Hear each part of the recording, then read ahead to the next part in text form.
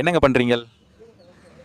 பார்த்தா தெரியலையாங்க, கோலம் போடுறேங்க. இந்த மார்கழி மாசம் பனியில குளூர்ல நீங்க ஏங்க கோலம் போடுறீங்க? இந்த மார்கழி மாசம் குளிர் கோலம் போடுறது எவ்வளோ பயம் தெரியுமா? அது தெரிஞ்சா நீங்களும் ஒரு டப்பால கோல மாவோட என் கூட வந்து கோலம் போடுவீங்க. என்னன்னு சொல்லுங்க, நாங்களும் தெரிஞ்சுப்போம். மார்கழி மாசத்துல ஏன் நாம எல்லாரும் அதிகாலையில எந்திரிச்சிட்டு கோலம் போடுறோம் தெரியுமா?